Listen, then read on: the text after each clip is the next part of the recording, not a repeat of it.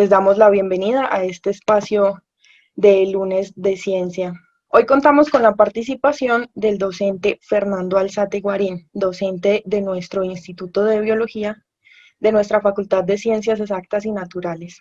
Nuestro docente Fernando Alzate Guarín es biólogo de la Universidad de Antioquia, zootecnista de la Universidad Nacional, magíster en sistemática vegetal y doctor en biología de la Universidad de Antioquia. El profesor también es integrante del grupo de investigación de estudios botánicos del Instituto de Biología de nuestra facultad. Hoy le damos la bienvenida al profesor que nos compartirá una charla sobre la exploración botánica actual. Profesor Fernando, bienvenido. Gracias, Camila. Muchas gracias por la invitación y pues hablemos un poquito de plantas el día de hoy y de cómo venimos trabajando con ellas, especialmente desde el Instituto de Biología. Entonces voy a iniciar compartiendo la pantalla. Bueno, entonces muchas gracias por venir un lunes temprano, pues yo sé que muchos de ustedes estamos ocupados, pero sacamos un rato como a diferentes tareas. Seguramente tendré un colaborador cotidiano que siempre tengo en mis clases y en charlas durante esta pandemia, que es el señor de los aguacates, a quien también tengo que darle los agradecimientos. Bueno, desde la facultad entonces me planteaban un tema referente como al desempeño que venimos haciendo desde la academia. Entonces, quise tomar como algo referente a un programa de estudios que sería la exploración botánica.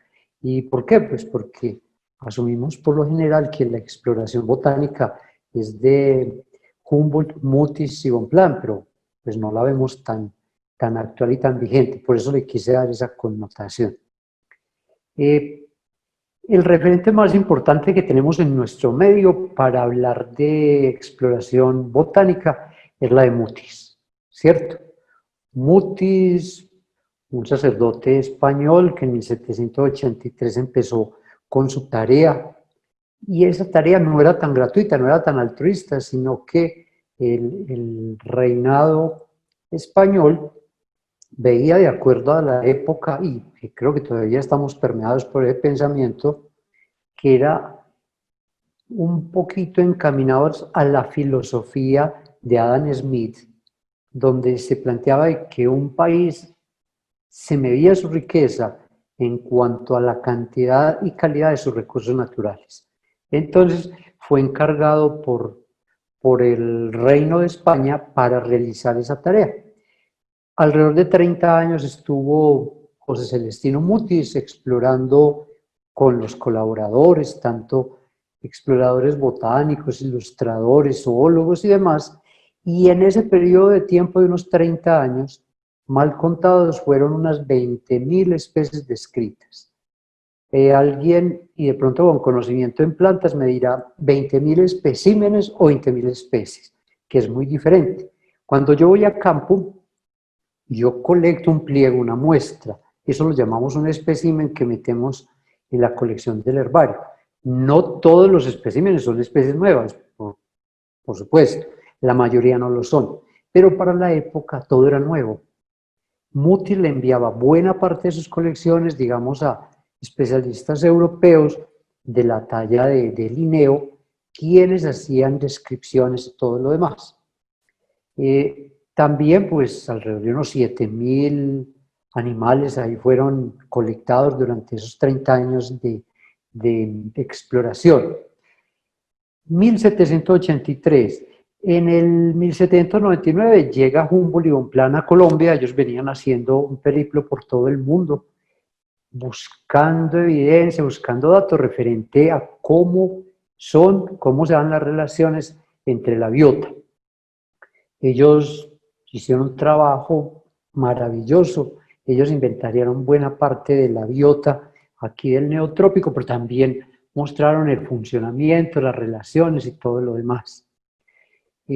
Además de Humboldt y Bonpland, por supuesto, durante el siglo XIX nos visitaron una serie de especialistas, de naturalistas para la época, que enriquecieron nuestro conocimiento actual de la biota. Hay que rescatar a colectores, a naturalistas como Feuillée, como a la Condamine, a Lacan, que hicieron una gran cantidad de exploraciones.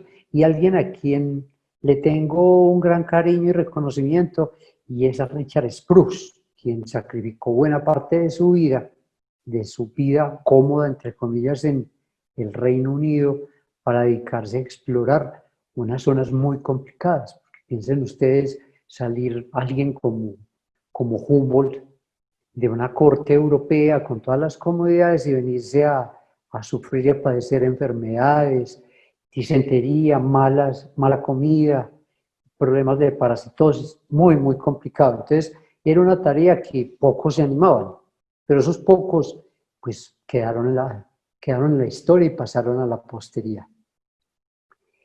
Todas esas exploraciones, entonces, nos han llevado a conocer de alguna manera la biota en mayor o menor medida para Colombia.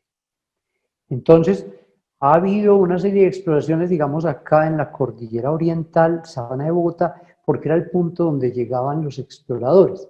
Les contaba que Humboldt y Bonpland llegaron y fue a través del río Magdalena que subieron por el Magdalena y llegaron a la Sabana de Bogotá. Ellos exploraron, hicieron algunas exploraciones. Casi todo explorador en Colombia entonces venía a esta zona. Por supuesto, es una zona muy bien conocida en buena parte, pero les quiero hablar de las zonas que no hemos podido acceder, de las zonas que todavía tenemos en deuda de conocer su riqueza, su diversidad. Entonces les llamo la atención, por ejemplo, el Pacífico colombiano. El Pacífico, y piensen ustedes en el Pacífico, por la zona del Pacífico antioqueño, que por supuesto no tenemos costa en el Pacífico, pero que tenemos unos municipios, unas zonas que se enmarcan dentro de esas provincias, tales como Murindó, Vigía del Fuerte, donde llegar a estos sitios es excesivamente complicado, muy complicado. El conocimiento de la biota de esas zonas es ínfimo, ínfimo. De pronto algunas personas han logrado llegar, han hecho unas pocas colecciones y han regresado. Yo quiero contarles la experiencia, va a ser 2 años, año y medio. Fuimos a un corregimiento del municipio de Urrao con Juan Manuel Daza, del Instituto de Biología, mi colega y amigo. Fuimos a un corregimiento que se llama Bocas de Ocaidó, a la punta de Ocaidó, perdón. Y para ir a esta localidad, que es un corregimiento de Urrao, y Urrao está 3 horas en carro desde Medellín, tuvimos que volar hacia Quibdó, bajar por el río Atrato, subir por el río Arquía, ahí llevábamos ya un día de camino, caminar medio día desde un corregimiento, desde Isleta hasta la punta de Ocaidó, para llegar a un corregimiento de Antioquia. En un corregimiento aislado, muy complicado su accesibilidad, con un conocimiento ínfimo. Y me llamaba mucho la atención de que, a pesar de que exploradores locales, nacionales, han brillado por su ausencia allá, sí nos reportaban que en los 70, los 80, algunos herpetólogos norteamericanos sí lograron ingresar allá, en una época donde fue muy complicado.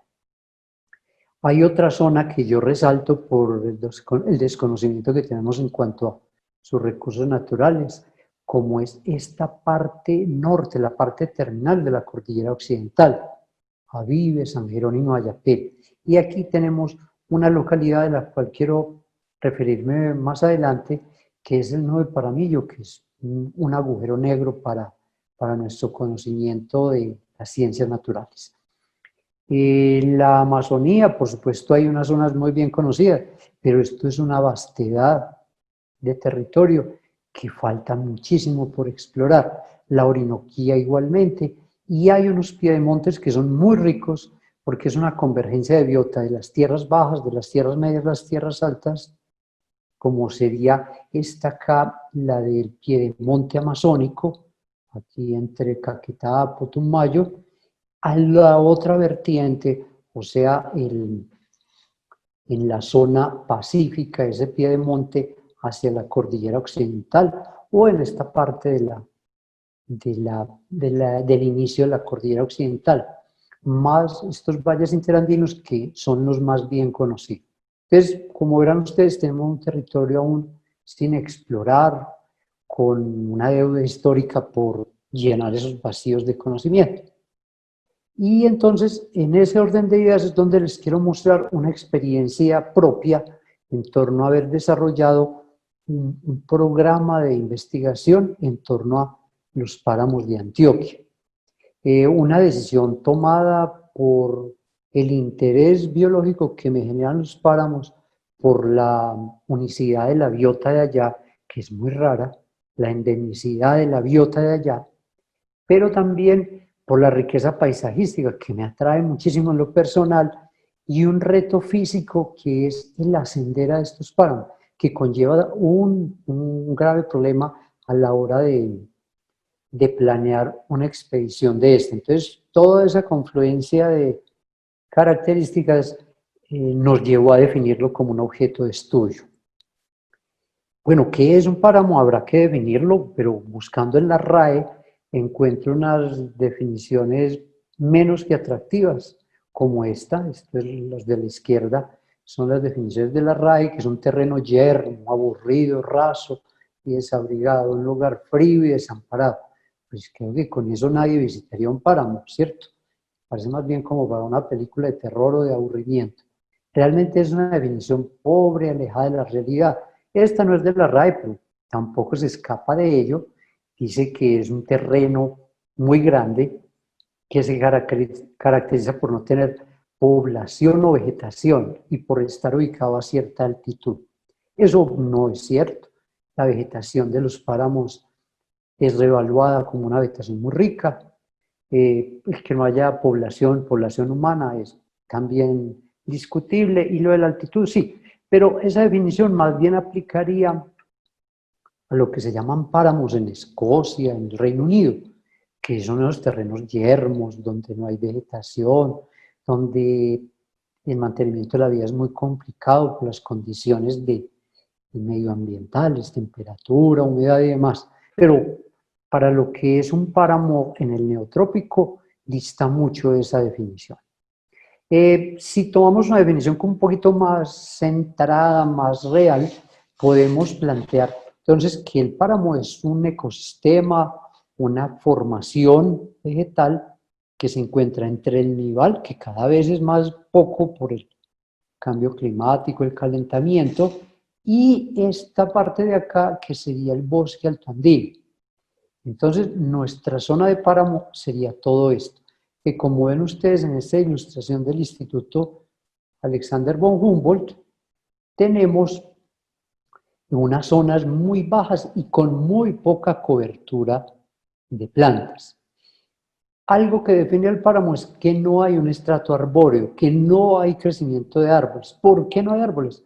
Por la incidencia de vientos, por las condiciones nutricionales de ese suelo y adicional por la temperatura. Todo esto conlleva a que no tengamos ese estrato arbóreo. Aquí llamo la atención a que en esta ilustración logran ustedes ver intervención humana, actividad antrópica, que no es tan común para la cordillera central u occidental donde nos encontramos en los páramos de Antioquia, pero sí es totalmente común, es de todos los días en la cordillera oriental, Sabana de Bogotá, el altiplano cundiboyacense, donde el hombre se ha asentado en este tipo de ecosistemas. El páramo se identifica también por la ocurrencia de un tipo de vegetación. Entonces, hay unos grupos de plantas que los podemos determinar como indicadores de páramo. El principal de ellos es el grupo de los frailejones. Y aclaro, frailejones no es un género de plantas, sino 6 géneros de plantas que habitan y son propios de esa formación vegetal. las pullas y otras. La altura a la cual se encuentran los páramos es muy variable, muy variable. Puede ser por encima de 3000, puede bajar, puede subir mucho más. Y con toda esa confluencia de características, pues nos lleva a tener un ecosistema muy vulnerable por el nivel altitudinal al cual se encuentra, que no puede como ascender más, sino que está en el pico del abismo, ya de ahí no puede encontrar condiciones ni tierra para cubrir en caso de que por características del cambio climático, calentamiento, tenga que ascender un poco para encontrar condiciones de temperatura a mayor altitud, lo cual no lo tiene, no hay disponibilidad. También hay que tener en cuenta que los páramos son como esos reservorios de agua importantísimos, en donde tenemos buena parte de los acuíferos o el nacimiento de acuíferos importantes del país. Los grandes ríos, las lagunas que vierten y drenan agua para formar cauces, están originadas o reguladas por los páramos. Thomas van der Hamen planteó agrupar los páramos en unidades naturales, que últimamente también son administrativas, que las llamamos complejos. Y entonces un complejo de páramo es un grupo de cerros, de páramos, como lo que vemos acá, este es el complejo de páramos de Sonsón, que está constituido por una serie de montañas.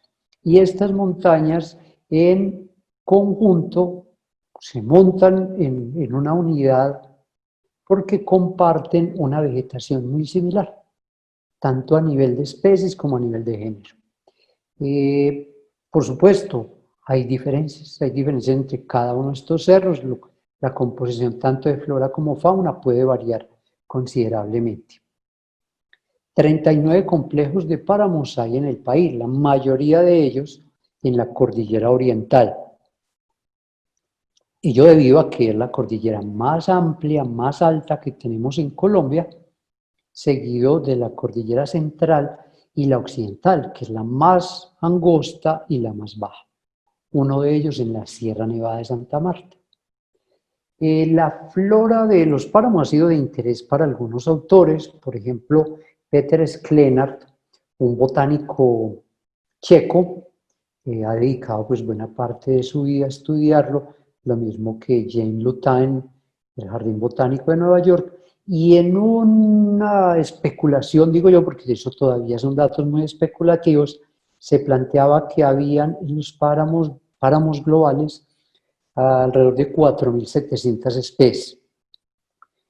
El 90% de la flora de páramo solo ocurre en páramo, no puede crecer por debajo de ese nivel altitudinal, por supuesto por encima no hay vegetación.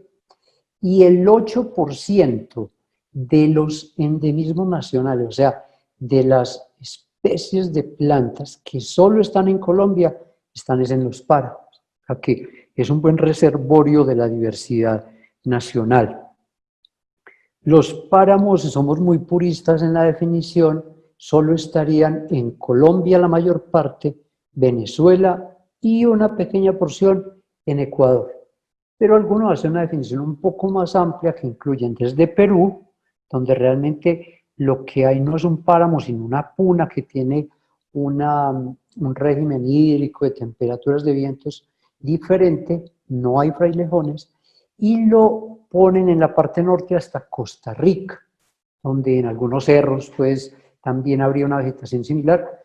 Sin embargo, les aclaro, no hay frailejón, y una de las características que definía don José Cuatrecasas, un gran estudioso español de la flora de nuestro país, era que para tener páramo había que tener frailejón. Habían otras especies y otros grupos taxonómicos indicadores, pero el frailejón como el más emblemático. La flora de los páramos es una flora muy atractiva. Piensen ustedes que si no existiera el páramo no podríamos tener una vegetación afín, por ejemplo, a la de zonas templadas. Los páramos se comportan como una zona templada con estaciones, en términos de que en el día estamos en el verano, la primavera, y en la noche estamos en el otoño-invierno. Los cambios de temperatura, la variación en un día puede ser hasta de 20 grados. O sea, 20 grados día a noche es un cambio brutal. Entonces, la vegetación se ha tenido que adaptar a ello. ¿Y quién se ha adaptado? La vegetación que ha soportado esto en zona templada. Muchas de las plantas encontradas en los páramos es propia de zona templada, de Norteamérica, de Europa, del sur de Sudamérica, Chile, Argentina. Bueno, entonces la exploración en ocasiones es muy fácil para los páramos. Estos son unas fotografías de Sumapaz y del páramo de Huasca, en el cual es muy divertido para las rodillas, pero muy problemático para la conservación del ecosistema y de la biota, porque uno viene atravesando el páramo por una buena vía, donde orilla el carro y se baja aquí a colectar plantas, a hacer lo que sea, ¿cierto? Esto conlleva que aumente el riesgo en cuanto a su conservación, el fracturamiento de hábitat, la interrupción, el paso de polinizadores dispersores, la extracción, las quemas, todo lo demás, paso de plagas y enfermedades. Eso es muy común en la cordillera oriental, donde los páramos son atravesados por carreteras. Un caso muy diferente, más alejado no pudiéramos estar, es en Antioquia. Antioquia tiene, por fortuna, para esas zonas de páramo, para la conservación de ellas, que están, la mayoría de estos páramos están muy alejados, las carreteras están muy lejos de ellas y accederlo es supremamente complicado. Como les decía en ese momento, es muy bueno para la conservación, pero se hace muy dispendioso, muy tedioso, muy duro para el explorador, porque hay algunas de estas zonas, como esta fotografía que les muestro acá, que es en un sitio, un complejo de páramos que se llama Farallones de Citará, al sur occidente del departamento, donde es bien difícil acceder a esas montañas, a esos picos. Para acceder a ello, entonces hay que recurrir a lo que se pueda, ¿cierto? Esto es el acceso, una exploración que hicimos a la laguna de Santa Rita, donde estuvimos alrededor de unos 10 días, pero para acceder a ello teníamos que contratar a algunos vaquianos de la zona que nos ayudaran a cargar pues, el equipo que llevábamos. Había que llevar una buena cantidad de equipo, también había que llevar unas buenas carpas para soportar el clima y un mercado generoso para tanto tiempo y para un grupo de investigadores que fuimos. No, en esta zona, por ejemplo, no se puede utilizar caballos para que nos ayuden o mulares debido a que no hay ni carreteras, aquí no hay trochas y en algunos sitios hay que pasar es por unos abismos o atravesar, cruzar ríos por unas pequeñas troncos que ponen ahí a manera de puentes, pero que, pues por supuesto, equinos o mulares no podrían hacer. Entonces hay que recurrir a la gente para que nos ayude a ello. Me llama mucho la atención que buena parte del acceso a estas montañas, que es tan complicado, se ha favorecido por la ocurrencia de accidentes terribles.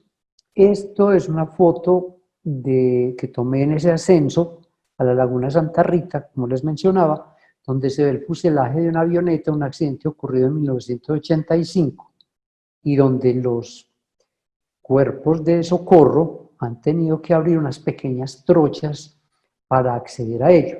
Esto fue en Santa Rita, esto es otro sitio donde se chocó un avión en los 90s, con una cantidad de muertos enorme, y donde lograron hacer una pequeña trocha para subir a sacar sobrevivientes, que creo que no hubo, pero sí sacar pues, los cuerpos de los fallecidos. Entonces es una triste historia, pero detrás de esa trocha hemos podido subir. Claro, piensen ustedes, la trocha abierta hace 35 años para acceder a este accidente, pues la vegetación ya la ha cubierto. Entonces se hace cada vez más complicado acceder. Todos estos trabajos pues, han sido gracias a la participación y colaboración de colegas, estudiantes y amigos con los cuales hemos podido montar pues, como unas expediciones muy atractivas, para mí muy interesantes, pero que por supuesto a veces son muy difíciles para algunos por condiciones de estado físico, de salud, de la misma actitud y aptitud. Tengo amigos que me dicen, no, yo por allá no, a mí me gustan son las tierras bajas, ese frío no me lo soporto, porque hay zonas donde, digamos, no hay agua. Entonces, uno todo el tiempo que está allá, lo más aseado que puede estar son los pañitos húmedos y hay que cargar el agua. Entonces, se hace muy, muy duro. Subir agua por una montaña un día entero, 2 días, es terrible, terrible el asunto. Los páramos tienen un gran problema en cuanto a su conservación en la actualidad, que es la ocurrencia y la incidencia de minería. La minería es una de las industrias que deteriora más el medio ambiente por ese volteo, por el drenaje de acuíferos y demás. Y entonces ustedes, claro, son testigos de cómo ha venido ocurriendo en el país. Claro, hay que hacer minería, pero hay unas zonas que se debieran estar exceptuadas. Una de ellos es el páramo, porque el páramo, si nos produce el agua que toma el país, pues realmente sería una estupidez secar esos acuíferos para luego tener los problemas de agua que hemos venido teniendo. En Antioquia no es tan serio el problema con la minería, pero sí lo hay. Sí lo hay. Hay, por ejemplo, minería en parte de Frontino Urrao, donde hay incidencia de ello. Hablemos entonces de los páramos de Antioquia. Les voy a dar un pequeño contexto de ellos para que veamos qué es lo que hay. Esto es un inventario de área, de especies, diversidad. Es llamativo ver la extensión, por ejemplo, del Frontino Urrao, que es el páramo como complejo más grande, y la diversidad conocida más amplia. Esto es diversidad de plantas con flor, plantas angiospermas. Y también el otro extremo, que es Paramillo, el nodo de Paramillo, que no es el más pequeño, pero que no conocemos casi nada, porque no se han hecho exploraciones allá. Y este, que es un pequeño complejo de páramos que realmente no está separado por el Instituto Humboldt como un complejo, pero que por fines de estudio, por fines políticos en Antioquia lo mantenemos separado. Y es aquí Valles de Aburrá, que es el de las Baldías. Bueno, entonces están ubicados Nudo de Paramillo, Frontino Urrao y Farallones de Citará en la cordillera occidental en Antioquia, Sonsón, Valle de Aburrá y Belmira en la cordillera central. Hablando un poco de ellos, pues les doy como un contexto. Esto es el complejo de Sonsón, el cual pues únicamente fue reconocido como páramo hacia el año 2013, porque es muy pequeño. Realmente el área de páramo que tiene Sonsón, yo creo que mal contado es 1 hectárea. El resto son bosques alrededor de ello. El ascenso es corto, pero muy dispendioso porque es muy empinado. No, caballos no suben, por supuesto, hay que subir todo, pero arriba no se puede pues, pernoctar por varias razones. Una, porque el área es muy estrecha en la mayoría de areales de ellos, y otro, por el peligro de incidencia de rayos. La parte sur, que queda en el departamento de Caldas, para este complejo, es muy diferente a la norte. Entonces no tiene nada que ver, y hemos advertido que la divisoría que tiene este complejo, que es el río Armas, está generando una barrera muy importante para la distribución de flora y fauna.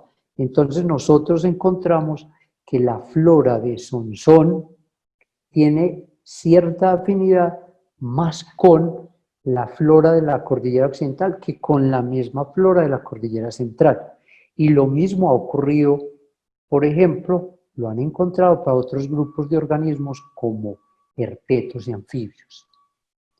Este es el complejo de Valle de Aburrá. Ustedes ven aquí al fondo el Valle Aburrá, y aquí hay una pequeña población de frailejones. Esto es muy pequeño, el areal que hay propiamente en Páramo es pequeñito, pero toda la parte como que lo une, y la parte de amortiguación suma unas 870 hectáreas.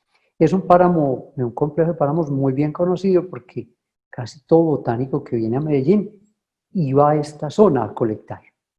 Por desgracia, la otra montaña que hace este complejo, que es el Padre Amaya, está absoluta y totalmente transformada. Esta es una foto que yo tomé hace unos 4 años, donde ya no hay nada de vegetación de páramo. Y tenemos registros de que en Padre Amaya había frailejón hasta los 80s, pero ya todo es transformado por las antenas de telecomunicaciones que se asentaron allí. El otro complejo, el tercer complejo, bueno, es decir, la cordillera central sería Belmira.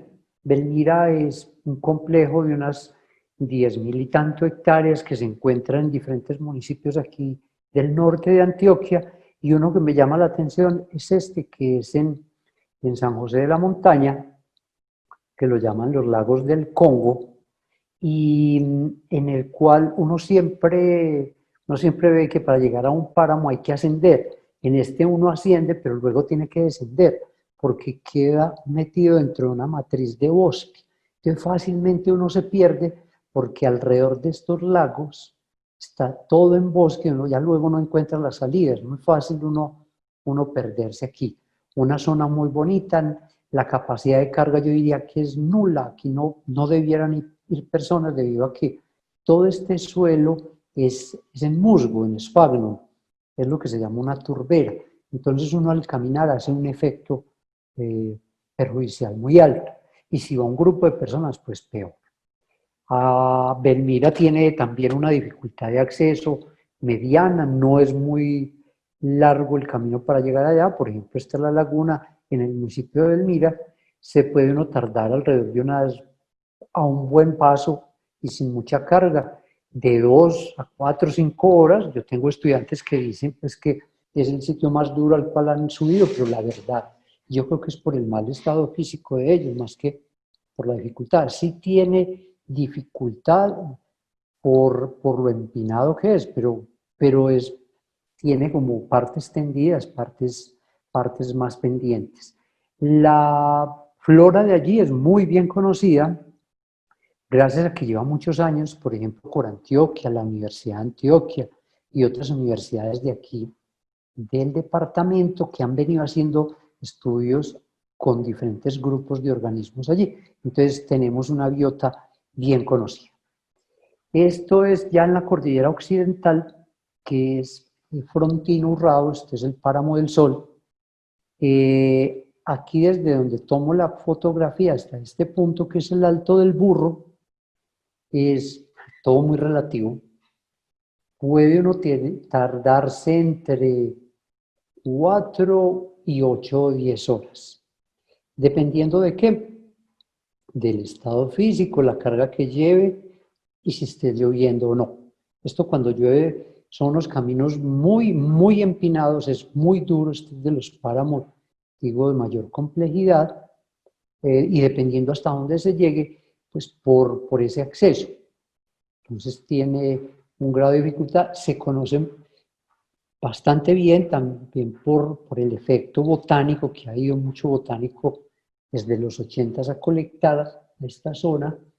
Se tiene una riqueza paisajística enorme, se tiene una diversidad de ecosistemas, por lo que hay microambientes ahí muy particulares que permiten que prospere una biota muy diferente en cada una de estas zonas.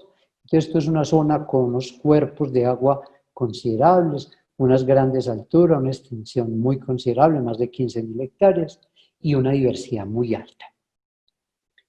Y llegamos al complejo de páramos más difícil de acceder, que es Farallones de Citará. Farallones de Citará, como les mencionaba hace un momento, nos podemos tardar entre 3 días, dependiendo también de qué lleva uno a cuestas.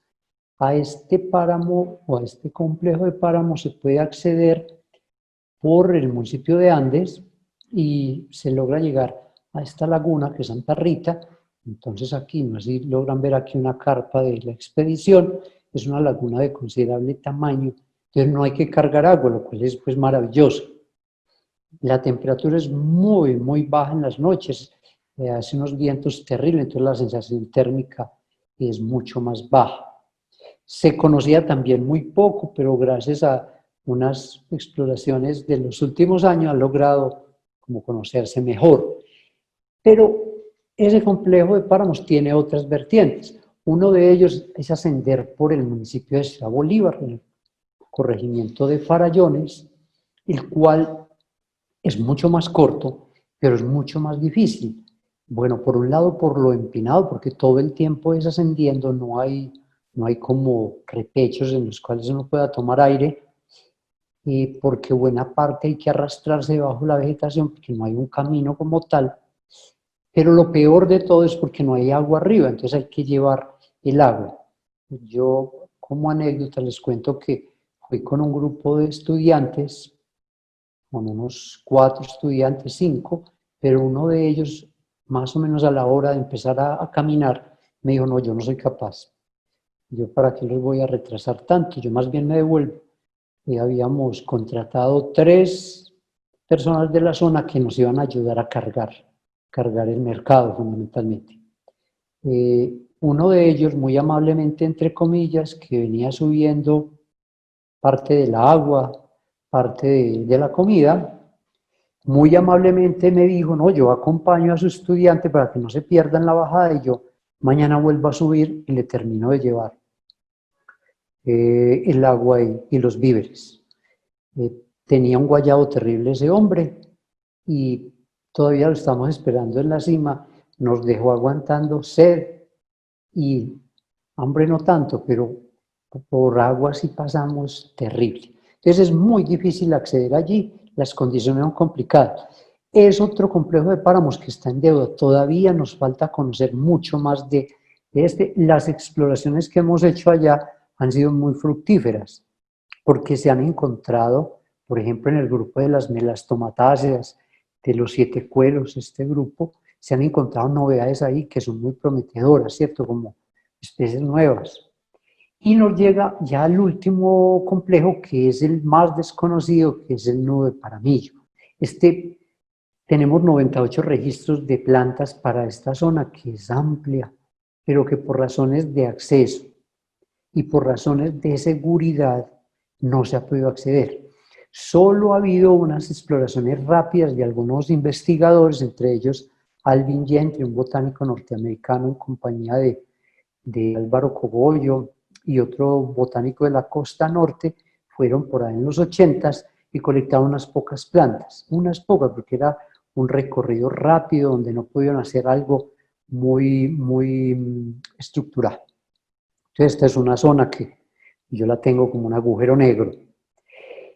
En el año 2014-2015, después de unas inundaciones en el país, el Fondo de Adaptación empezó a trabajar en la delimitación de páramos para regular el agua que drenaba, para evitar que, por ejemplo, hubiera actividad antrópica en los páramos y evitar pues, que en épocas de lluvias hubiera esas grandes tragedias por las inundaciones o grandes sequías.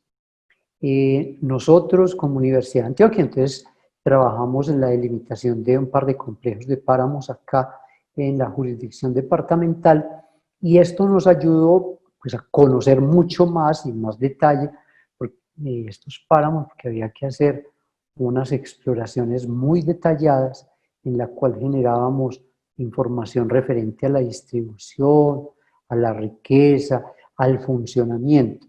Y con todo ello brindamos información para que desde el Ministerio del Medio Ambiente se definiera la cota a la cual se encontraba el páramo. Eso es muy importante porque, como decía en un inicio, en los páramos está exceptuado la presencia humana. No puede haber actividad antrópica en ella para evitar un daño, un deterioro del ecosistema.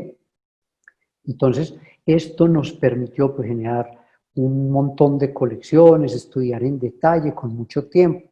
Hubo un gran grupo de estudiosos, de biólogos trabajando en este proyecto y también estudiantes en formación. Esto pues conllevó a la delimitación de páramos como el de Frontino Urrao y el de Sonsón, que como les decía no fue sino desde el año 2013 que fue reconocido como tal.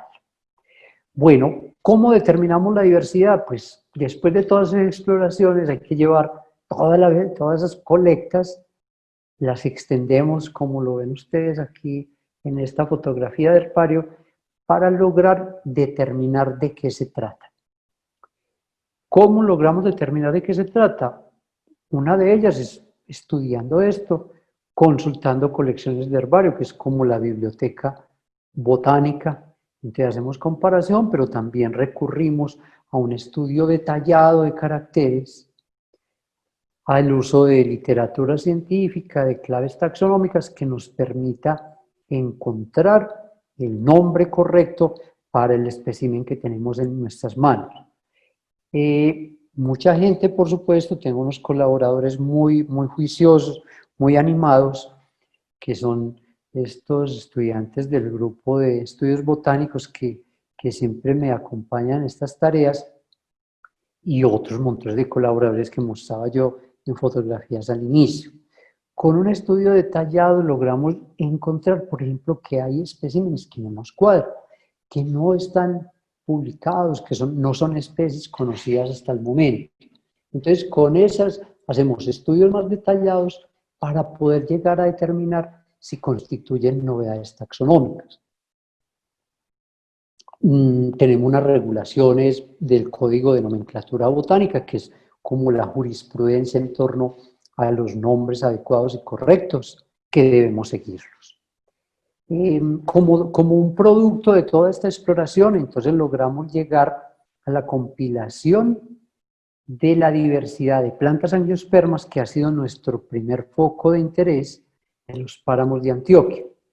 Ese inventario llegó a un total de 693 especies en los 6 complejos. Aclaro, un complejo de ellos no hemos podido visitar, que es el de Farallones de Citará, el de Nube Paramillo, pero que espero que próximamente ya como que ya sí lo podemos tener en nuestra mira como objetivo.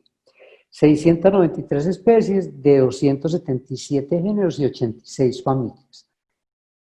Esta diversidad la pusimos en conocimiento en una página web muy consultada, que es la página de Missouri Botanical Garden. No es un acto de snobismo ponerlo allá, sino que es la página de consulta de todos los botánicos a nivel mundial. Si lo poníamos en la página de la universidad, queda muy atomizado, poca visibilidad, entonces está allí, está disponible. El conocer la diversidad nos llevó a preguntarnos también cuál era su estado de conservación, qué peligros tenía la vegetación en cuanto a su conservación. Y un estudio llevado a cabo con la estudiante de biología Dora Cano, llegamos a determinar que de las 693 especies de angiosperma, no incluyo ahí ni el lecho, ni musgo, ni esto, 192 tenían algún riesgo, de 100 géneros y 42 familias.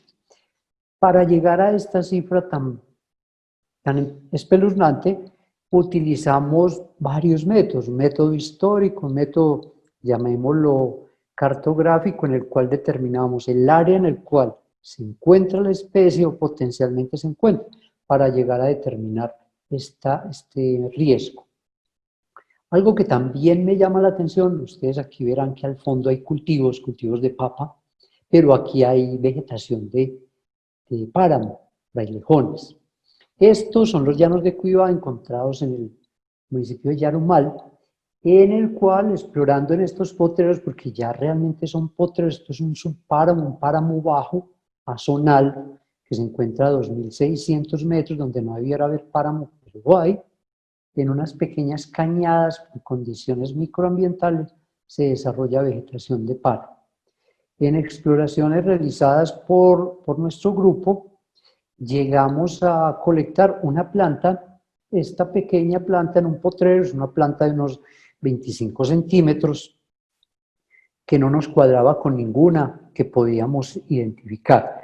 La sorpresa grande que nos llevamos fue llegar a determinar que se trataba de Polygala corifolia, una especie descrita hace unos 174 años de la sabana de Bogotá, nunca más colectada, nunca más se había encontrado, y solo se tienen dos registros, uno hecho por Goudot, quien la describía en la Nueva Granada, camino de Santa Fe de Bogotá a Caquis, pero pues no se sabe exactamente dónde era, y nuestro registro de los llanos de Cuivá, donde pastan vacas y donde seguramente ya tampoco esté. Entonces esto es una planta que dimos un registro, pero que probablemente sea algo que ya se extinguió.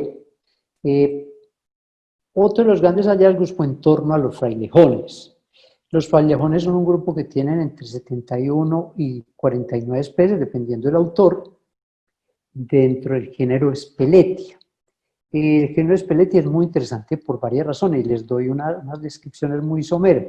Solamente desarrolla las hojas en la parte terminal, como una roseta, y mantiene las hojas muertas, las hojas secas, en torno al tallo y con ello mantiene una termorregulación muy adecuada.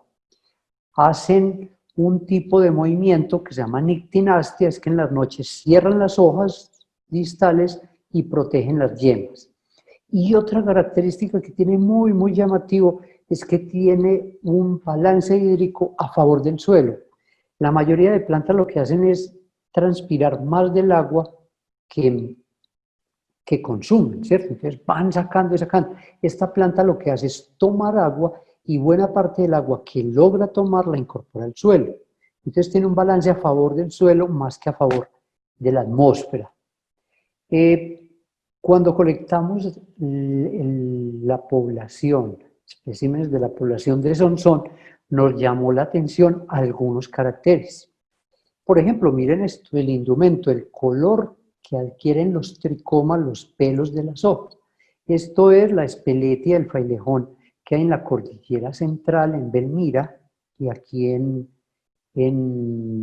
las Baldías, y esta es la Speletia que encontrábamos en Sonsón.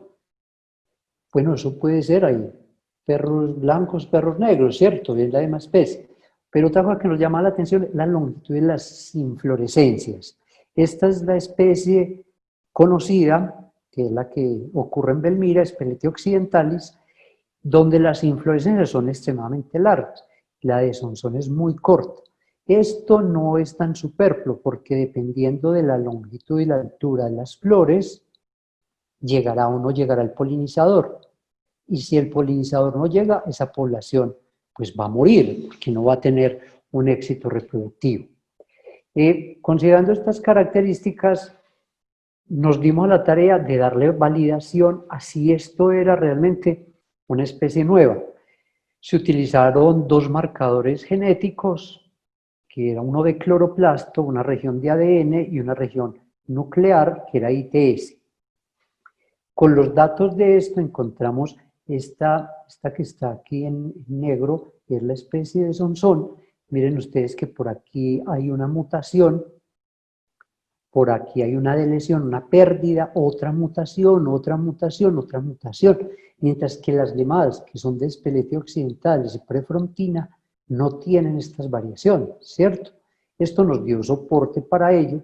Hicimos un estudio detallado de la arquitectura de las venas y de las hojas, y con eso entonces ya sí tuvimos mucho mayor evidencia y soporte para llegar a publicar esto con Sebastián Giraldo, un biólogo del grupo. Esta es una hermosísima ilustración hecha por un artista bogotano que recientemente me la compartió, Benjamín Cárdenas, quien hizo una ilustración a partir de unas fotografías que les uniste, que me parece encantador. Esta especie pues se encuentra en un areal excesivamente pequeño, que yo diría que es mucho menos de 1 hectárea, porque solamente este pico, la parte baja de acá pues es el bosque altoandino, donde no es vegetación de páramo, pero piensen ustedes, si un rayo cayera acá y hubiera un pequeño incendio acabaría con la única población que conocemos de ella. Aunque bueno, hay una pequeñísima que no es una población muy funcional.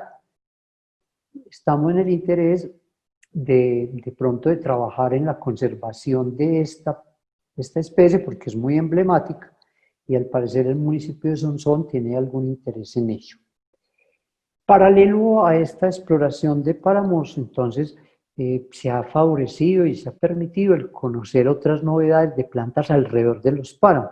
Esta es una que escribimos con Mauricio, quien es experto en el grupo, Mauricio Posada y Álvaro Hidárraga, que está en torno al páramo de Sonsón. Entonces se encuentran también unos pocos individuos, de estos se conocen 2, 3, 4 individuos nomás, entonces son también organismos, especies que están en alto riesgo. Cooperaciones venimos haciendo con otros grupos, entonces yo quiero reseñar algo como esto, un trabajo hecho con el grupo dirigido por el profesor Edison Osorio, el grupo de investigación en sustancias bioactivas, en la cual se estudiaron los aceites esenciales de un grupo de asteráceas de esta familia creciendo en páramo en torno al control de unas bacterias. Fue muy atractivo pues porque dio unos resultados muy interesantes en torno al control. Entonces los aceites esenciales de algunas de estas plantas, unas más que otras, han mostrado una efectividad muy alta. Este es otro que me llama a mí mucho la atención, también con el grupo del profesor Edison Osorio, y que fue hecho por Karen Bravo, estudiante de química farmacéutica, doctorado, ya profesora de la facultad, donde se hizo un estudio con frutos andinos, fundamentalmente frutos de páramos, tratando de determinar la potencialidad de estos como unos compuestos antiedad. También un par de plantas, las que muestro ahí en las diapositivas, fueron muy prometedores. Lo antiedad pues no va a salvarle la vida a nadie, pero con seguridad representa una forma de darle utilidad, de conservar, de darle unos recursos a las comunidades para evitar la extracción y la presión sobre estos ecosistemas. Con el profesor Wilson Cardona y su grupo de química de plantas colombianas, entonces ahora sacamos un artículo interesantísimo, de un grupo de plantas bomarias, que es mi grupo de experticia con el cual vengo trabajando durante muchos años, y donde se evaluaron extractos de esta bomaria cetácea, en el tratamiento del cáncer colonorrectal, donde hay unos resultados muy prometedores. Es un artículo que saldrá a una revista iraní, pero que aún no sale. Ya está aceptado, ya está en versiones de corrección final. Otro trabajo hecho con el grupo de química de plantas colombianas es de un estudio de Ilex. Ilex es el género del mate, o de la guayusa también, que consumen en el sur, y entonces estudió con otro grupo multidisciplinario, incluyendo al profesor Benjamín Rojano de la Universidad Nacional, la efectividad de extractos de estas plantas de Ilex, especialmente de Ilex laurina, que tenemos aquí en Colombia de forma nativa, en células de cáncer. Muy prometedores resultados. Y también se hizo con Ilex la actividad antioxidante. Entonces, encontrando que tiene más actividad antioxidante que el mate, que es el que consume en el sur. Entonces, son resultados muy prometedores los que hemos venido encontrando con vegetación de páramo. Entonces, la potencialidad que tenemos ahí es enorme. ¿Qué nos falta ahora? Esto que yo llamo el último páramo por descubrir, que es el del nudo de Paramillo. El nudo de Paramillo, al parecer, se nos abrió, por desgracia ahora, en la pandemia teníamos un viaje ya organizado, pero no pudimos concretarlo pues por el aislamiento. Allí confluye la biota por su ubicación de Centroamérica, del Caribe, de los Andes y del Pacífico. Es un punto de confluencia de diferentes biotas y donde yo tengo grandes expectativas de encontrar muchas novedades, tantos como registros nuevos, como especies nuevas que hemos venido encontrando en otros páramos, pero que aquí creo que se nos abre un mundo por descubrir. Entonces yo espero en una oportunidad próxima contarles qué encontramos en el Nudo de Paramillo, porque yo espero allá encontrar el eslabón perdido de muchas cosas. Musgos y helechos no hemos estudiado en los páramos juiciosamente, como si les mostraba el caso de plantas con flor. Entonces nos falta estudiar esos grupos. Son grupos diversos que conocemos poco y menos para páramo. Entonces, esta es otra tarea que tenemos en deuda y que próximamente yo espero también poder concretarla. Y otra que ha sido también la niña de mis ojos, que espero concretarla próximamente, es un estudio del efecto del cambio climático, el calentamiento global, sobre los páramos, la vegetación de páramo.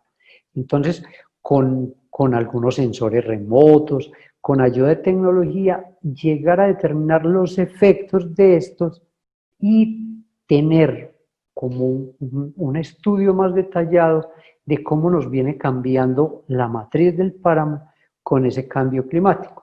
Ha habido unas iniciativas, pues desde hace última hora, por razones de vigencias, se han tenido que interrumpir para hacer estos estudios a largo plazo, pero ahí ha habido como la confluencia multidisciplinaria, donde tenemos intereses con varios colegas, con profesores de la Facultad de Ingeniería, para tener este tipo de estudios más detallados, que sería pues como ya el conocer la diversidad, el funcionamiento, los riesgos y las proyecciones a futuro.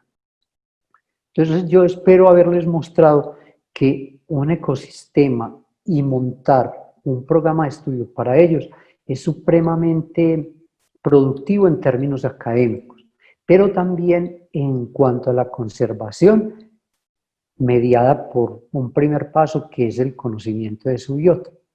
Y luego conocer también y tener como el aprovechamiento, las potencialidades, materias primas y demás, que es por donde yo quise empezar, contando que de eso se trataba la riqueza de un país o de una zona.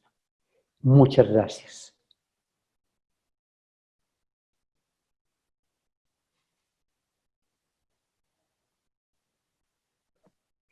Profesor, muchísimas gracias por aceptar nuestra invitación a este lunes de ciencia de la Facultad de Ciencias Exactas y Naturales. Agradecemos a todos los participantes que nos acompañan en nuestro Facebook Live y también a quienes nos acompañan desde la plataforma Zoom. Vamos ahora a iniciar un espacio de preguntas. Estas preguntas pueden ser realizadas tanto en el chat de Zoom como en el chat del Facebook Live. Ya tenemos algunas. Se las voy a leer, profesor. Iniciamos con una pregunta de Angélica Ramírez. ¿Qué tanto se han estudiado las plantas acuáticas de los páramos de Antioquia? Sí, es un grupo interesantísimo. Ha habido algunos estudios, sí, sin lugar a dudas, Angélica, algunos estudios, pero son muy pocos. No todas estas cuerpos de agua tienen, y el problema es que muchas de estas plantas acuáticas que tienen diferentes hábitos pueden ser sumergidas. Entonces es mucho más evidente la vegetación acuática emergente, pero la sumergida no. Entonces falta montones. O sea, yo diría que vegetación acuática de páramo estará en un 5 o 10% de su conocimiento. Aunque había unos estudiantes, José Andrés Posada, un biólogo que lleva muchos años estudiando plantas acuáticas, que lo ha hecho, pero no tanto en páramo, un poco más abajo. Entonces, no. Ese es un buen campo de estudio, Angélica, el de las plantas acuáticas. Profe, también nos preguntan, Laura Arias, ¿qué se está haciendo para evitar la actividad antrópica en los páramos? ¿Qué se está haciendo? Pues ve, Laura, hay una normatividad, todo está reglamentado en este país y en este mundo. La aplicación de esa normatividad es lo que nos está dando. La actividad humana en páramos no es tan alta en Antioquia. Es mucho más, como les mencionaba, en la cordillera oriental por la accesibilidad. Pero en Antioquia sí se viene dando un fenómeno muy alto y es el del mal llamado ecoturismo. ¿Por qué? Porque en Urrao, por ejemplo, durante ciertos periodos del año, enero, Semana Santa, mitad de año, las vacaciones, sube mucha gente. Entonces hace fogatas, hace el fogón para cocinar y a veces se les va la mano, no lo apaga bien y se nos quema el páramo muy recurrentemente. Hay intervención de pronto y más en años pasados de extracción de madera en las laderas. No propiamente en el páramo, porque en el páramo pues no hay árboles como mencionaba, pero yo soy como positivo en ese aspecto porque conocí a un campesino de Sonsón que producía carbón a partir de roble y de madera que talaban de ahí. Y ya este señor, don Alberto, se dedica es al estudio, perdón, a guiar y a conservar. Entonces, la normatividad está, pero no se aplica muy bien. Por fortuna ha habido pues, como cierto respeto porque no hay, digamos, ganadería en el momento, ganadería considerable, sí en llanos de cuidado que ya pues está casi que totalmente acabado, pero digamos que arriba en el páramo de Urrao, en el páramo de Elmira no se da tanto, ya no hay eso. Pudo haberlo, hubo ovejas hace muchos años en Urrao, pero ya no. Y se ha ido sacando la gente, por ejemplo, si tenía cultivos. Entonces se ha habido, en Elmira había un mayor control, pero son áreas muy distantes, entonces controlar, no, y no hay guardapáramos, no lo hay. Hay guardabosques en Antioquia, pero no hay guardapáramos. Profe, tenemos otra pregunta. El profesor Boris Angelo eh, pregunta si es posible ampliar los comentarios sobre la función hídrica de los frailejones. Sí, ve Boris, hace, creo que fue un par de años, hicimos un ejercicio tratando de determinar algo de dinámica hídrica, donde tratamos de plantear cuál era como el porcentaje, digamos, de agua captada por los frailejones, considerando una superficie expuesta, un número de individuos, todo eso. No recuerdo los valores, Boris, pero fueron unos valores muy grandes, en torno a que la capa orgánica sobre la cual crecen los frailejones resulta muy interesante porque hay en tierras altas, por razones de temperatura, hay baja actividad microbiana, pero se han encontrado algunos estudios que se han hecho a nivel de esa rizósfera, se ha encontrado una alta actividad. La gran capacidad de agua que tiene la materia orgánica es considerable.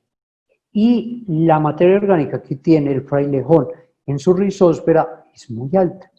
Entonces, esa capacidad que mencionaba yo ahora de un balance hídrico a favor del suelo estaría dado primero por la capacidad de las hojas de retener cierta agua por el indumento, por los tricomas.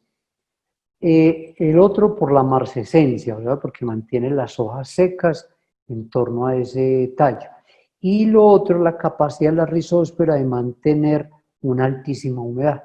Entonces tenemos todas las condiciones para que el agua alrededor de los frailejones se retenga hasta la atmosférica, la forma de vapor, y se drene muy lentamente, porque gracias a que la materia orgánica está cargada eléctricamente, retiene las moléculas por esa carga, ¿cierto? Entonces tiene que haber un desbalance ahí o una carga eléctrica contraria para soltar todo ello.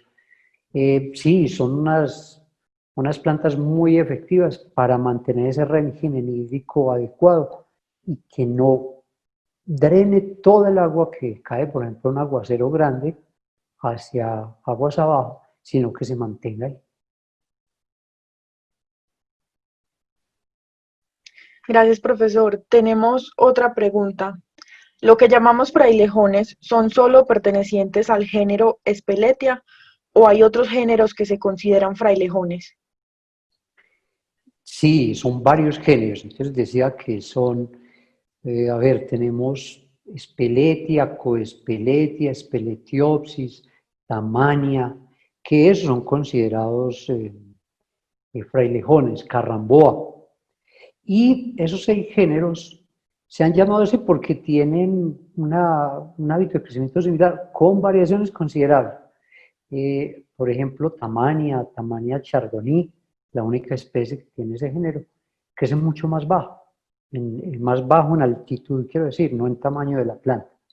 Y hay algo muy interesante y es que la llaman así, frailejón, porque dicen que asemeja un frailejón como un fraile, perdón, orando. Entonces que alguien lo llama así. Claro que hay otra versión que dice que es en torno a unas, en honor a unas personas que se les dio eso. Bueno, los frailejones, como les decía, son 6 géneros de plantas que crecen desde Venezuela, en la cordillera de Mérida, hasta el norte de Ecuador. Casi todo está aquí en Colombia, casi todo. Solamente llega una especie del género Speletia a Ecuador. Y a Perú menos, ninguno de estos que llamamos frailejón. Pero sí, en respuesta, en resumen, son varios géneros, son 6 géneros que se conocen como frailejón. Profesor, Juan Felipe Pizarro nos pregunta si es posible o si usted pues tiene conocimiento, si es posible la paleontología en páramos. Bueno, se han hecho estudios paleobotánicos y hay reconstrucciones muy interesantes. Es más, con base en paleobotánica es que se ha hecho la reconstrucción de cómo han variado los niveles, por ejemplo, de la nieve, del nival en las montañas, cuánto ha subido, porque ha habido episodios de ascenso y descenso de la línea del bosque, y se hace especialmente en turberas. Turberas, les contaba, era esas zonas donde se acumula un género de musgos que se llama sphagnum, y él se va acumulando sobre él mismo. Tiene unas particularidades y es que es un sitio sin oxígeno, la turbera, con unas condiciones de pH ideales para que el polen se mantenga, persista durante siglos. Entonces se logra hacer un corte de ello, se mete una sonda, un cilindro, se saca un corte de ello y se logra determinar por una datación de pronto de un isótopo radioactivo la edad de ese horizonte, y en ese horizonte, en esa sonda que se metió, se logra determinar la ocurrencia de tipos de polen. Con la ocurrencia de esos tipos polínicos se logra reconstruir cómo era la vegetación en ese periodo de tiempo. Por eso os digo, gracias a ello, por ejemplo, Tomás van der Hamen en la sabana de Bogotá logró determinar cambios de temperatura de hasta 15 grados en un mismo punto de la sabana, periodos de unos años, claro, el periodo glaciar, interglaciar.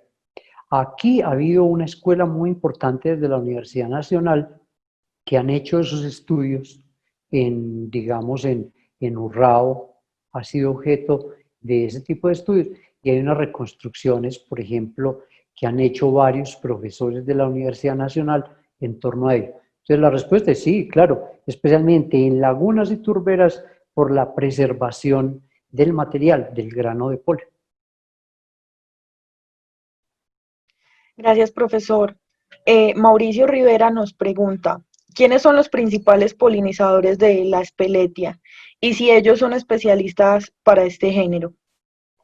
Pues ve, Mauro, en Speletias tiene una particularidad biológica para ser miembro de la familia Asteraceae. La mayoría de las Asteráceas presentan un fruto de una semilla que es dispersada por el viento. Entonces ustedes ven, por ejemplo, un diente de león que uno cuando sopla eso se lo lleva el viento.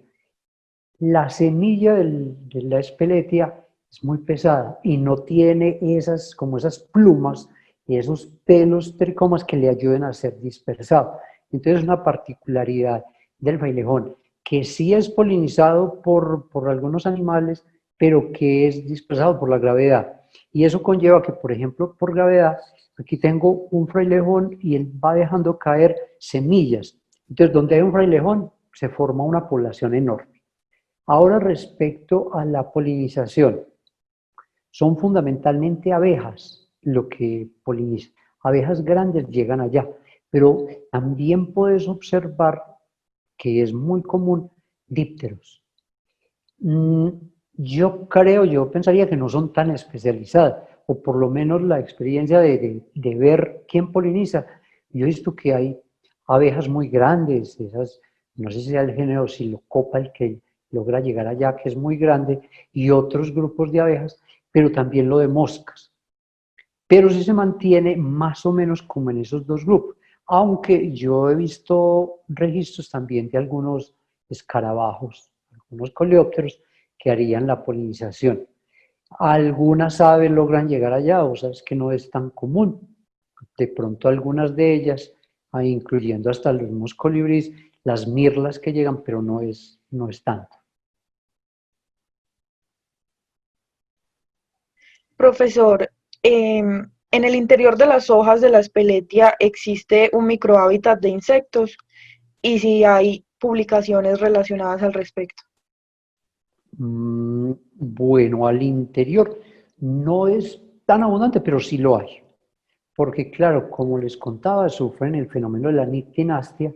Entonces un insecto puede aprovecharse que en la noche se cierra esa cúpula, ese domo, y mantiene una temperatura que se ha dicho que puede mantenerlo por 5 grados por encima de la temperatura atmosférica. Sí ha habido ahí, especialmente de esos grupos que les mencionaba, no de abejas, por supuesto, pero sí de escarabajos. Es muy común encontrar esto. Por desgracia, entonces ahí me da pie para ello, es que ha venido ascendiendo una serie de plagas desde las tierras más bajas hasta las tierras altas. Digamos, en Belmira es muy evidente la incidencia de plagas y enfermedades en las poblaciones de frailejón. Y es en parte porque ya se ha subido la temperatura y han venido ascendiendo insectos que antes no lograban soportar la temperatura de esta altitud, pero ya como hay una temperatura un poco más alta, la logran soportar y logran llegar a constituirse en insectos plaga. Entonces sí hay como una especie de una biota ahí en torno a las hojas del frailejón, pero no conozco publicaciones en torno a ello, porque son como visitantes más casuales, no es que vivan ahí todo el tiempo, aunque sí uno puede encontrar ahí pequeñas moscas y los escarabajos, pero no conozco un reporte muy estructurado. Gracias, profesor. Ricardo Medina pregunta lo siguiente. ¿Hay estudios de genómica comparativa o conectividad funcional con páramos, con frailejones u otras plantas? Y sí se ha habido intentos, si les voy a contar. Eh, Por ejemplo, quisimos hacer con estudiante de biología, con Alex Espinosa, un estudio en torno a una temática que contaba yo hace un momento cuando escribía los páramos, y era que encontrábamos mayor afinidad en torno al páramo de Sansón con un páramo de la cordillera occidental, estando separado por un valle muy considerable, que es ese valle del río Cauca. Entonces tratamos de hacer algo similar, ¿cierto? De hacer esa similitud, más o menos nos dio, pero nos faltó muestreo porque tuvimos unos problemas de extracción. Había unos ensayos, sí. Hay reportes, por ejemplo, para la cordillera oriental, donde han hecho algunos esbozos, pero no son muchos. Debo aclararle a Ricardo que no, son muy pocos. Son como apenas muy tímidos y son como tratando de responder preguntas muy puntuales.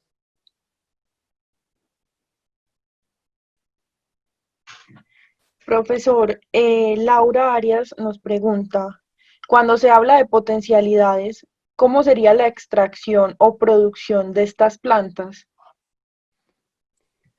Sí, hablar de potencialidad conlleva un riesgo grande y es que no sea algo sostenible. Para trabajar algunas de estas especies, de estas fuentes de materias primas, habría que hacer todo un protocolo de propagación, de enriquecimiento. Entonces, trabajarla en otro lado, pues porque definitivamente los páramos deben ser preservados por esa dinámica que tienen ellos y por que son muy sensibles a cualquier cambio. Entonces, para esas especies que yo contaba que hemos venido estudiando, por ejemplo, las de obtenciones de metabolitos antiedad, se puede hacer cultivo bajo ciertas condiciones, haciendo muy símil las condiciones de ese páramo con las de montañas donde ya sí hay. Y tratar de ir adaptando, de ir bajando algunas de esas especies para tener materia prima a partir de ellas. Debo aclarar que, por ejemplo, las dos especies que yo mencioné de ese estudio de Karen Bravo con Edison Osorio son especies muy abundantes que producen una fructificación también muy generosa, lo cual sería muy atractivo porque pudiéramos tomar parte de ese fruto, hacer ensayos con semillas y propagarlo en otro lado, que sería lo ideal. Pero en el páramo, por supuesto, queda exceptuado que eso no se puede hacer ese tipo de intervención. Pero hay labores agronómicas para lograr adaptar esas plantas o algunos individuos para hacer ello. Profesor, ¿se sabe algo de los genomas de los frailejones? Y pues otra pregunta ¿es cierto que los frailejones crecen aproximadamente 1 centímetro cada año? Bueno, de genomas sí, hay algunos estudios y hay, por ejemplo, un trabajo grande de Mauricio Díaz Granados, quien hizo, bueno, estuvo haciendo la filogenia, ¿cierto? Una filogenia molecular. Adicionalmente, también quiso hacer algo de filogeografía, donde él trató de determinar por redes de haplotipos cómo había sido la colonización de las cordilleras por parte de Speletia concretamente. No de todos los frailejones, sino de Speletia. Entonces se tiene eso. Todo el genoma de frailejón había por ahí como para una o dos especies, pero fue como un ensayo para ver cómo funcionaba. Pero no conozco que lo hayan hecho como a mayor escala. Y en torno al crecimiento, lo de 1 centímetro por año, eso depende de muchas cosas. O sea, uno no puede decir que un animal gana peso de no sé cuánto, porque depende de qué tanto coma, si no está enfermo, las condiciones medioambientales. Igual ocurre con el frailejón. Debo aclarar que para que alguien no vaya a decir, no, me metieron un cuento ahí muy elaborado, en las primeras etapas de vida del frailejón crece mucho más, por supuesto. Él crece mucho más porque es un crecimiento primario muy alargado donde empieza a elongar tallo y producir hojas. Entonces al principio crece mucho más de ello. Cuando es un individuo adulto, sí se pudiera pensar en esas tasas de crecimiento. Hay algunos estudios que hablan de ello. Claro, pero han sido estudios muy puntuales, entonces falta también determinar eso. En individuos muy adultos la tasa de crecimiento puede ser hasta mucho menos, porque ya se retrae, se detiene el crecimiento y es más bien una labor de mantenimiento, porque ya no crece más. Entonces sí, la respuesta es, para muchos casos sí puede ser, y para algunas etapas, 1 centímetro por año. Profesor, ¿existen más tipos de plantas diferentes a los frailejones que al igual que estos retengan la humedad atmosférica y liberen agua al suelo? Pues el caso de los musgos es una buena respuesta para ello. Yo les mencionaba el Sphagnum, que es este que vemos acá, de rojo, de varios colores. Es la misma especie, lo que pasa, esto es una población, ¿cierto? Esta especie o este grupo de especies, que son varias, se reproduce generalmente de forma vegetativa, o sea, no sexual, sino asexual. Y esta retiene una enorme cantidad de agua. El cuento es que lo retiene especialmente en sus tejidos, que también lo puede liberar lentamente al suelo. Pero buena parte de la vegetación de páramo que forma, por ejemplo, lo que llamamos cojines o macoyas, estaría reteniendo agua, porque ellos forman una gran población, pero que puede ser el mismo individuo, y en él retienen gran cantidad de humedad porque se preserva mucho del medio ambiente, del viento, de la radiación. Entonces hay varias opciones, hay muchos grupos de plantas que estarían haciendo pues como una labor benéfica en cuanto a mantener una humedad edáfica alta. Por supuesto, con lo que se conoce, esa dinámica que yo les mencionaba de favorecer el paso de agua de la planta al suelo, es más con el frailejón, pero nos faltan datos de otras plantas. Profe, sí, nos preguntan también si existen experiencias relacionadas con lo que menciona de poder reproducir las condiciones de cultivo por fuera del páramo. Sí, y en este momento, bueno, debo hablar primero, hay un profesor de la Universidad Nacional, profesor Orlando Vargas se ha dedicado a restauración y ha tenido unas experiencias muy bonitas en torno a restauración de páramos. El batallón de alta montaña, asentado en Sumapaz, el páramo más grande del mundo, eso suena muy pomposo, también ha venido haciendo un trabajo muy interesante porque ellos están asentados allá, entonces han venido propagando frailejón. Y con otros grupos, ellos mismos y con otros grupos de restauración, han venido recuperando zonas, por ejemplo, después de incendios. Entonces sí, pero miren que ahí es in situ, ¿cierto? En el mismo lugar lo están realizando. Y entonces quiero hacer el hincapié en una experiencia que ha venido haciendo aquí un estudiante de doctorado en biología, Robinson, con la dirección de la profesora Aura Urrea, que han venido haciendo cultivo, tanto por semilla, haciendo ensayos de cultivo de tejidos para el frailejón de Belmira, con unos resultados muy alentadores. Entonces sí, sí se puede. Lo que pasa es que el problema luego es posible en un inicio propagarlo. El problema es luego esa labor de que se llama endurecer la planta para que soporte las condiciones medioambientales donde la mortalidad es altísima. Pero paso a paso y se va dando. Entonces, como les decía, por ejemplo, en la tarea inicial con Robinson se quería y queríamos incluir también el frailejón de Sonsón, pero por razones estratégicas no lo hicimos. Pero Robinson, pues ahí está trabajando con eso y con muy excelentes resultados. Gracias, profesor. El profesor Oscar Arnache nos pregunta, ¿existe alguna correlación entre el grado de antioxidantes de frutos en páramos y otros frutos en altitudes más bajas?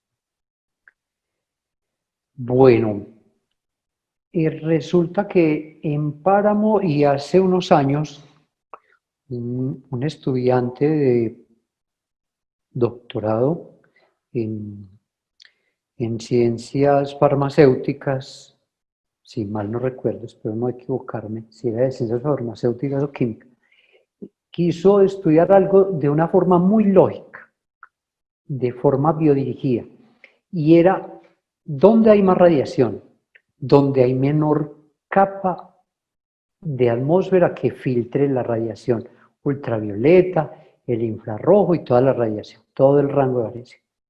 Entonces, él se interesó en plantas de páramo, donde, claro, la capa de atmósfera es mucho menor, donde el infrarrojo ultravioleta es muy alto.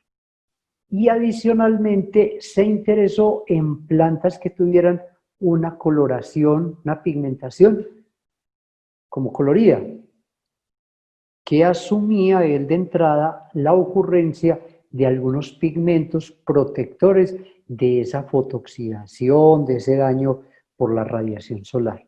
Entonces, sí hay correlación entre pigmentos y aislamiento. Sabemos, por supuesto, profe, que los flavonoides son los excelentes antioxidantes y flavonoides son muy abundantes en plantas de páramo, pero también pues, un grupo de, creo que si mal no recuerdo, alrededor de 9.000 flavonoides conocidos, y otros que ocurren en plantas de tierras bajas.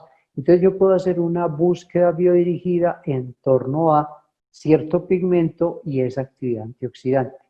Que en los páramos, yo les aclaro, si yo voy a buscar moléculas de interés, por ejemplo, como metabolitos secundarios que tengan actividad en enfermedades, en cierto tipo de actividades biológicas, el páramo es lo indicado. ¿Por qué? Por la presión que tienen las plantas de allí para sobrevivir soportando una radiación muy alta. Las plantas de páramo, si son consumidas por un herbívoro, es una tragedia, porque las plantas de páramo crecen muy lento por temperatura, baja disponibilidad de nutrientes, baja tasa de descomposición de materia orgánica. Entonces las plantas de páramo han desarrollado un arsenal químico muy interesante para soportar eso, para evitar la herbivoría, evitar el daño por la oxidación. Por lo tanto, muchas de las plantas de páramo son plantas medicinales. Es que si las publicitamos de esa manera, pues acabarían con los páramos, pero si hacemos un estudio pequeño, un piloto dirigido con este tipo de linajes, con seguridad va a ser muy productivo.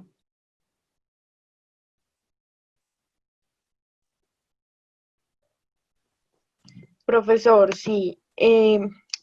¿Cuáles son las plantas de tierras bajas más relacionadas con los frailejones? Bueno, hay un linaje de plantas que les mencionaba, que es el de las asteráceas. La mayor parte del linaje, lo más cercano a ese grupo, es de tierras medias y altas. Digamos que hay unas plantas, a ver con qué nombre, unos Nafalium, que también crecen en tierras mucho más bajas, que son arbences, o sea, lo que tradicionalmente se llaman malezas, de tierras medias, de tierra cafetera, que también está muy relacionado a los frailejones, bueno, a ese grupo de plantas. ¿Qué más tenemos? Pues digamos que hasta el mismo girasol tiene un grado de cercanía con ella y habrían varias que estarían ahí. Pero más que todo son de tierras altas, pues no tanto del páramo, sino también, digamos, de los altiplanos, donde se encuentran cercanías evolutivas a ella, que pudieran ser pues como utilizadas. Yo imagino que la pregunta es como para dirigir una búsqueda, una prospección. Sí, habrían unos linajes ahí como interesantes que no tendrían ese riesgo o ese peligro de conservación y esa amenaza frente a cualquier intervención.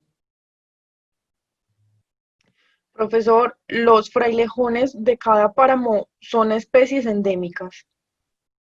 Nos pregunta. Sí, no necesariamente lo son.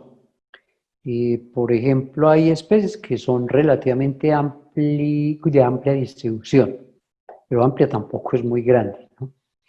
Y yo les contaba de una especie que ocurre en Ecuador, se llama Speletia pycnophila, que llega por el nudo de los Pastos, y el macizo colombiano llega ahí por la cordillera central. Entonces tiene un areal relativamente amplio. Lo que pasa es que están aisladas porque los páramos generalmente no son un continuum, como por ejemplo si lo tiene la cordillera oriental en la sabana cundiboyacense, que naturalmente era un continuum, pero que por la actividad antrópica se ha venido fracturando. Entonces ya están separados por extensiones de cultivo, pueblos, asentamientos humanos.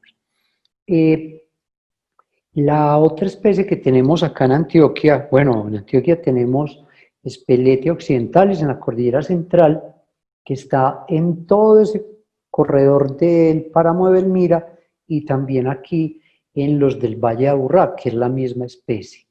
Y en la cordillera occidental tenemos supuestamente un par de especies que son Speletia prefrontina y frontinoensis, que muy seguramente sean la misma especie.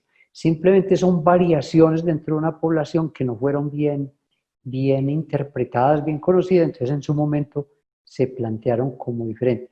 pero hay unas que son microendémicas.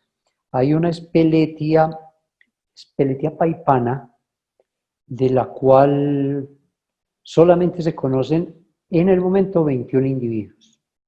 21 individuos.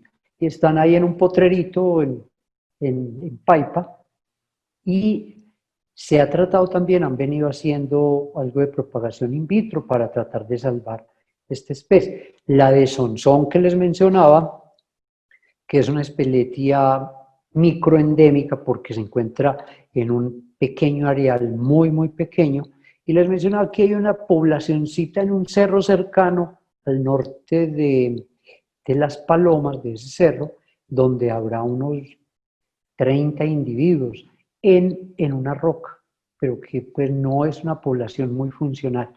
De ahí el interés, por ejemplo, de repoblar algunos cerros que tiene el municipio de Sonsón y que pueden ser un ambiente adecuado para la Speletia de Sonsón, que la nombramos Speletia restricta. Gracias, profesor. Tenemos entonces un pequeño espacio para continuar realizando preguntas en este nuestro primer lunes de ciencia del semestre. Profesor, ¿qué recomendaciones le puede brindar a los estudiantes a la hora de realizar estas expediciones por primera vez? Bueno, lo primero es respeto y protección. Los páramos son excesivamente frágiles. Entonces yo sé que la mayoría vamos a un páramo por motivaciones de nuestra convicción y atracción por los recursos naturales, por el medio ambiente. Pero en ocasiones uno por hacer algo bueno resulta siendo algo terrible. Entonces, grupos grandes jamás. No hay ningún páramo que soporte un grupo grande. A mí me preocupaba mucho y me preocupa el páramo de Urrao porque suben grupos enormemente grandes. Enormemente grandes. Es que un solo grupo de 50 personas en un páramo, no sé, no hay, la capacidad de carga no la tiene. Lo otro es el peligro que tiene. La gente, cuando uno es muy joven, entonces piensa que el frío no mata, que yo no me pierdo porque no sé qué, porque yo tengo una buena orientación, pero es muy fácil. Así que páramos, uno debiera ir con un guía porque es fácil perderse. Hace unos 6 años, tal vez, un estudiante de la Universidad de Antioquia se perdió en el páramo del Mira, que pues es el más fácil de acceder y de salir. Se perdió, lo cogió fuertemente una pérdida de calor, sufrió pues ahí una noche, me imagino que tremenda, con esa pérdida de calor. Entonces él empezó a perder el juicio, la razón, y por desgracia lo encontraron como 2 días después fallecido. Así que no sean muchachos muy confiados con eso, porque es muy fácil que uno llegue a tener un accidente grave. Lo que les decía, la capacidad de carga, el acceder a dónde, vean dónde pueden ir, si es que van a ir, pero intenten nunca ir, intenten no, eso es una regla, no vayan en grupo grande, eso no se puede. No hay páramos en Antioquia que soporten una gran capacidad de carga. Lo otro es, si hay una fogata, asegúrense de dejarla bien apagada, de controlarla en la noche. La basura, ustedes no saben, en los sitios tan lejanos donde yo he encontrado unos basurales horribles y asquerosos, donde la gente deja hasta la ropa. Yo no entiendo cómo a 2 días de camino uno por arriba y deja la ropa, porque no vuelve y la baja. Lo que se lleva se trae. Y extraer, nada de nada. Marcar las rocas, aquí estuvo Jason y no sé quién más, no olvídense de eso. Lo que tenemos que hacer es no dejar el menor rastro en nuestra visita a uno de estos sitios naturales. Y lo digo porque en Urrao yo he encontrado unas macollas de plantas, unas plantas de cojín, que les aseguro que se han demorado siglos en crecer. Y ha llegado un bárbaro, un salvaje, y no digo el término que quisiera decir, que marca en el centro su nombre. Entonces daña una planta de 50 metros de longitud para poner que él estuvo allá, pues como si nos interesara si él estuvo allá, nos interesa que la planta esté creciendo y que todo funcione muy bien. O una roca donde dice que no sé quién ama a no sé quién. No, es mejor decirle y jurarle amor ahí en presencia y no marcárselo en una roca, ¿cierto? Hay otra obsesión y es respetando las creencias religiosas, pero no puede haber una montaña bien alta en este país donde no encaramen una cruz o una virgen. Y a veces eso lo que hace es servir de pararrayos, entonces hace que sea más recurrente, más incidente los incendios por rayos que nos caen ahí. No, esto se debiera dejar limpio, diáfano, prístino. Pero yo también sé que uno debe conocer algo pues para valorarlo y pues todos tenemos derecho a conocerlo, pero con las debidas medidas de protección. Muchísimas gracias, profesor. En este momento ya al parecer no tenemos más preguntas. Queremos entonces en nombre de la facultad darle las gracias por aceptar esta invitación y si quiere realizar unas palabras finales Pues, dirigidas a nuestro público. bueno, primero gracias Camila, gracias a la facultad por la invitación para este espacio.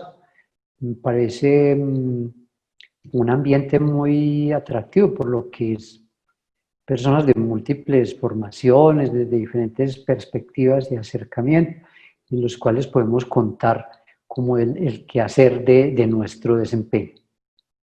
Y el otro llamado es pues, lo que veníamos conversando en torno a la conservación, a la valoración de no solo los páramos, sino de todos los ecosistemas que tenemos alrededor. Y qué mejor que una situación como la pandemia actual, donde vemos que en buena parte gran proporción la ocurrencia de este tipo de accidentes evolutivos se han debido a una irresponsabilidad muy alta con el manejo de nuestro entorno natural. Entonces, si desde la academia podemos plantear el estudio, conocimiento y aprovechamiento de estos recursos, pero plantearlo con el debido respeto y con las debidas medidas que propendan por mantenerlo.